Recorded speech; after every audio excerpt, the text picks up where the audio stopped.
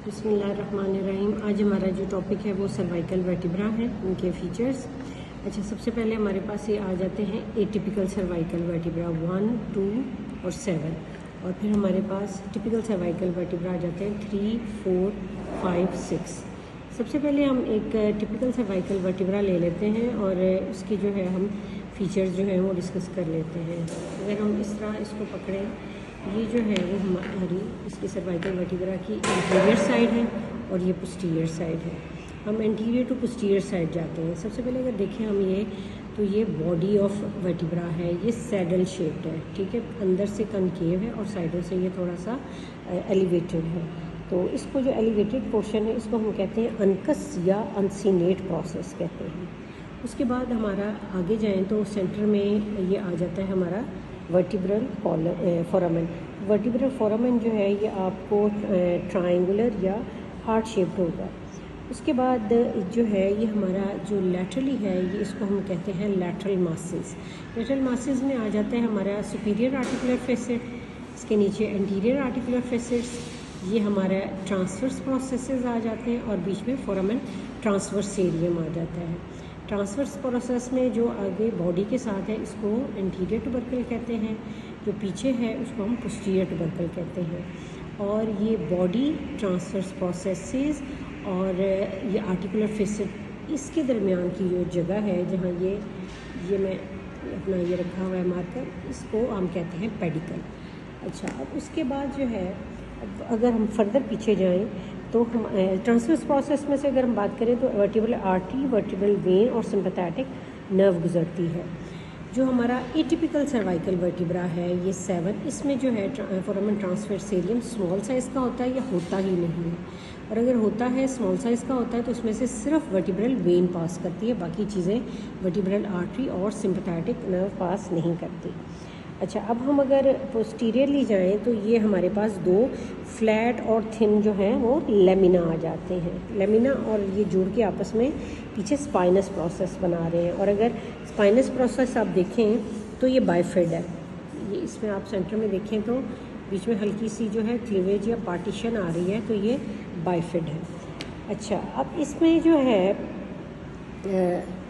ये तो हमने टिपिकल किया। अब टिपिकल सर्वाइकल वर्टिब्रा में एक चीज़ जो थोड़ी सी डिफरेंट है वो ये है, हमारा जो C7 वर्टिब्रा है उसमें जो एंटीरियर टुबरकल ऑफ ट्रांसवर्स प्रोसेस है वो थोड़ा सा आप देखें तो प्रोमिनेंट होता है।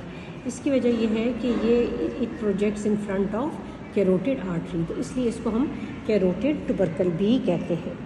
अच्छा, इसके बाद हमारी जो है हम 1 बाय 1 करते हैं एटिपिकल सर्वाइकल वर्टिब्रा। एटिपिकल में सबसे पहले हम वर्टिब्रा जो है C1 लेते हैं। अब अगर आप देखें तो ये रिंग शेप्ड है, ठीक है।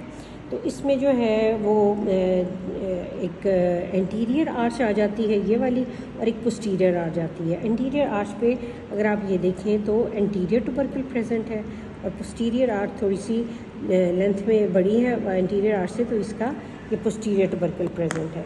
अब इसमें जो है बॉडी नहीं है, इसमें स्पाइन नहीं है, और जो है इसका जो ट्रांसवर्स प्रोसेसेस है वो वाइड अपार्ट हैं, लॉन्ग हैं और स्ट्रॉन्ग हैं अगर आप ये देखें तो। अच्छा, अब इसका जो सुपीरियर आर्टिकुलर फेसेट है अगर आप इसको देखें तो ये किडनी शेप्ड है, और जो इंफीरियर अगर आप देखें तो ये राउंडेड है, ठीक है। ये किडनी शेप्ड है और ये ऊपर जो है इसके साथ जो हमारे पास स्कल में फोरामेन मैग्नम के दोनों साइडों पे कॉन्डाइल्स हैं, इसके साथ जो है इन्होंने आर्टिकुलर जॉइंट बना दिया। इसको हम कहते हैं एटलांटो ऑक्सिपिटल जॉइंट, या ये कॉन्डिलाइड और एलिप्सॉइड वैरायटी ऑफ जॉइंट है। अगर हम ये देखें तो ये इस तरह जॉइंट बनेगा, ये इस तरह। और ये जो है इसमें ये इसकी होती है मूवमेंट जो होती है वो नोडिंग की होती है, यानी फ्लेक्शन एक्सटेंशन, यस मूवमेंट, ठीक है। ये एटलांटो ऑक्सिपिटल जॉइंट, ठीक हो गया। अच्छा जी, अब जो है इसका अगर हम नीचे देखें तो नीचे इसके जो फेसेट्स हैं वो राउंड है, ठीक है। नीचे वाले फेसेट जो है ये सेकंड वर्टिब्रा जो कि हमारा एक्सिस वर्टिब्रा है उसके साथ ये जॉइंट बनाते हैं, ये इस तरह। ये जो है इसको हम ये वाला सुपीरियर और इंफीरियर आर्टिकुलर ये फेसेट के साथ इसको हम कहते हैं लैटरल एटलांटो एक्सियल जॉइंट, क्योंकि एक्सिस है नीचे तो ये इस तरह ग्लाइडिंग जॉइंट से ग्लाइडिंग मूवमेंट्स ऑफ नेक करता है। अच्छा, अब इसका जो है एक मीडियल एटलांटो ऑक्सिपिटल जॉइंट भी बनता है। उसके लिए अगर आप ये देखें तो एटलस वर्टिब्रा के अंदर इधर फेसेट है, ये जो फेसेट है ये इसके लिए है, डेंस के लिए, ये इसकी यहाँ पे इसका यहाँ भी थोड़ी सी वो आप देखें कि थोड़ा सा आपको ये ऐसा एरिया हल्का सा डिप्रेस सा एरिया नज़र आएगा और ये फेसेट नज़र आएगा, तो ये यहाँ पे इस तरह जॉइंट बनता है इनका, ठीक है।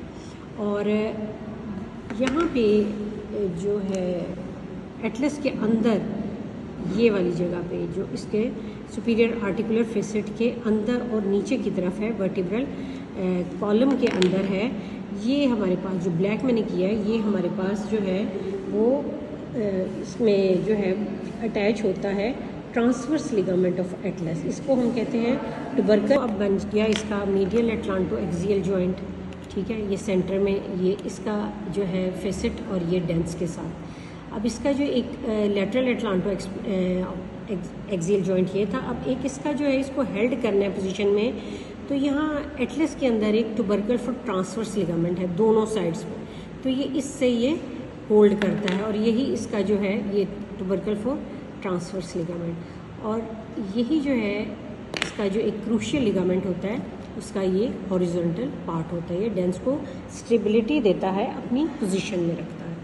तो ये तो आपका हो गया एटलस या C1 वर्टिब्रा। उसके बाद हमारे पास आता है C2 वर्टिब्रा।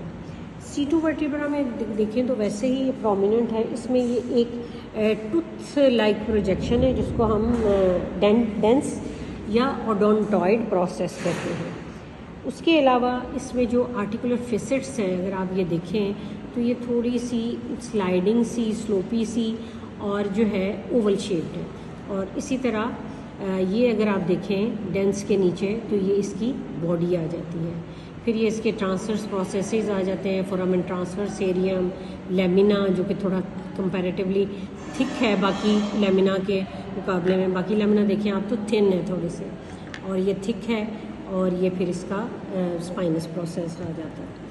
अच्छा, इसके बाद अगर हम देखें तो C7 वर्टिब्रा, तो C7 में अगर आप देखें तो C7 में एक तो मैंने फोरामेन ट्रांसवर्स एरियम का बताया था कि या तो होता नहीं है, स्मॉल साइज़ का होता है, लेमिना इसके देखिए, और इसके बाद ये स्पाइनस प्रोसेस देखिए। अब ये जो है C7 वर्टिब्रा, इसमें अगर आप देखें तो जो स्पाइनस प्रोसेस है वो लेंथ में ज़्यादा है और बाइफिड भी नहीं है, ठीक है। यही है जो हम at the root of the neck feel करते हैं, इसको वर्टिब्रा प्रोमिनेंस भी कहते हैं इस स्पाइनस प्रोसेस की वजह से, और फिर इसको हम फील करके फिर आगे पीछे वर्टिब्रा जो है वो काउंट करते हैं। अब जो एक लास्ट थिंग रह गई है वो ये है कि जो स्कैलीन मसल्स हैं वो ट्रांसवर्स प्रोसेसेस के एंटीरियर ट्यूबरकल से अराइज होते हैं, जो मैंने आपको पहले भी दिखा दिया है।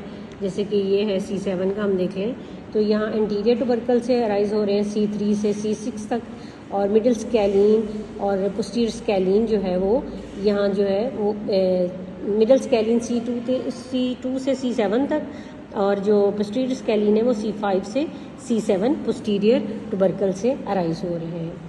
इसके अलावा एक और चीज़ है कि एक और चीज़ जो आती है हमारे पास जो है जो एटलस वर्टिब्रा है उसके जो है ऊपर जो सरफेस है यहाँ पोस्टीरियर आर्च के ऊपर यहाँ पे ग्रूव है, ठीक है, और इस ग्रूव को जो है वो वहाँ से वहाँ ऑक्यूपाई कर रही है इस ग्रूव को वर्टिब्रल आर्टरी जो है उसका थर्ड पार्ट, और C1 नर्व जो है वो यहाँ से क्रॉस करती है। फिर आ जाता है हमारे पास सर्वाइकल रिब। तो सर्वाइकल रिब जो है वो ओवर डेवलपमेंट होती है, वो जो ये एबनॉर्मलिटी है over development of transverse process of C7 vertebra आ जाती है। फिर हमारे पास आ जाता है हैंगमैन फ्रैक्चर। तो हैंगमैन फ्रैक्चर में क्या होता है, हमारे पास बायलैटरल फ्रैक्चर है pars inter articularis of second vertebra C2 vertebra या एक्सिस वर्टिब्रा, और साथ ही इसके क्या होता है कि ये नीचे जो हमारे पास C3 पड़ा हुआ है और ये बॉडी ऑफ C2 है, ये इसकी सबलक्सेशन हो जाती है, यानी ये आगे पीछे कहीं से ये मूव कर जाएगा, खिसक जाएगा, ये अपनी जगह पे नहीं रहेगा। तो ये हमारा वर्टिब्रल बॉडीज़ ऐसी सर्वाइकल वर्टिब्रल बॉडीज़ के वीडियो थी। जो हमारा ये स्कल के साथ था एटलांटो ऑक्सीपिटल जॉइंट, इसके अलावा हमारा एटलांटो एक्सियल जॉइंट भी जो बनता है, ये जो हमारा ये सेंटर में है, ये पिवोट जॉइंट है। ये पिवोट जॉइंट इस तरह होता है कि हमारा ये नेक की रोटेशन में हेल्प करता है।